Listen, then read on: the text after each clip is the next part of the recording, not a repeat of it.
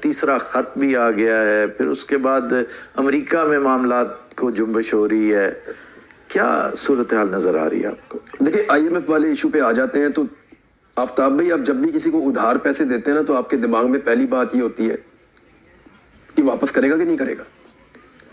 اگر آپ ایک ساہوکار ہیں یا ایک بزنس، ایکچولی تو وہ ساہوکار ہے نا، وہ بنیا ٹائپ کا ان کا کریکٹر ہے آئی ایم ایف کا.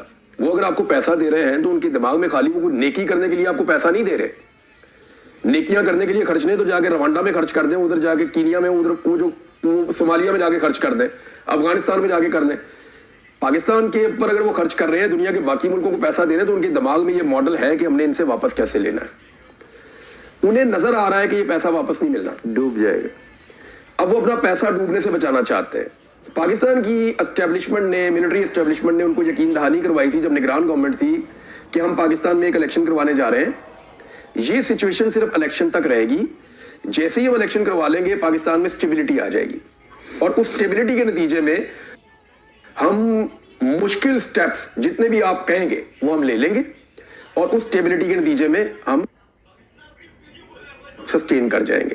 تو آپ بے فکر ہو جائیں اور آپ کا پیسہ بھی واپس ہوگا. یہی فکر ہوتی ہے ان کو. انہوں نے ان پہ یقین کیا. انہوں نے الیکشن کروا کے جعلی حکومت بنائی، انہوں نے پھر بھی ان پہ یقین کیا. جعلی حکومت بنا کے بھی بندے ان کے متے لگائے، اور ان کی مرضی کے بندوں کو انہوں نے سامنے لا کر بٹھایا. اورنگزیب صاحب وغیرہ کو پتا ہے. اب ہوا یہ کہ جتنے بھی ٹارگٹس انہوں نے دیے تھے وہ پورے نہیں ہو رہے. دو چیزیں ہو رہی ہیں نا. ٹارگٹ پورے دو طریقوں سے ہوتے ہیں. ایک آپ کی معیشت ترقی کرے، لوگ خوشحال ہو، اس کے اندر سے پیسہ نکلے، آپ کے ٹارگٹ پورے ہو جائے. دوسرا طریقہ ہوتا ہے آپ لوگوں کا خون نچوڑ کے لگاتے جائیں اور آپ ٹارگٹ کم سے کم پورا کر دیں، لیکن لوگ آپ کے برباد ہو جائیں، اور آگے آپ کی سوسائٹی میں یا آپ کی ریاست کے اندر یہ کیپیسٹی نہ رہے آپ کے ملک میں کہ وہ مزید آگے پنپ سکے. اور ان کو آئیڈیا ہو گیا کہ یہ خسارے کا سودا ہے، یہ ایک آدھا سال تو چلا لیا انہوں نے، ان سے آگے چلنا نہیں ہے. اور سب سے بڑا فیکٹر ان کو یہ نظر آتا ہے کہ اس میں اسٹیبلٹی نہیں ہے. اب انہوں نے ایک مشن بھیجا اسپیشلی. اس کا تعلق قسط کے ساتھ نہیں ہے، پیسوں کے ساتھ نہیں. یہ آئے ہیں دیکھنے کے لیے کہ وہ کون سے فیکٹرز ہیں جن کی وجہ سے پاکستان میں اسٹیبلٹی نہیں آ رہی، اور وہ کون سی چیزیں ہیں جو کی جائیں تو پاکستان میں اسٹیبلٹی آ جائے گی. تو یہ الیکشن کمیشن سے ملتے ہیں، یہ چیف جسٹس سے ملتے ہیں، جوڈیشل کمیشن، اپوزیشن اپنا ڈوزیئر دیتی ہے. یہ تقریباً 19 مختلف محکموں کے اندر انہوں نے چیزوں میں جائزہ لیا ہے، اور انہوں نے بڑی امپورٹنٹ ملاقاتیں کی ہیں.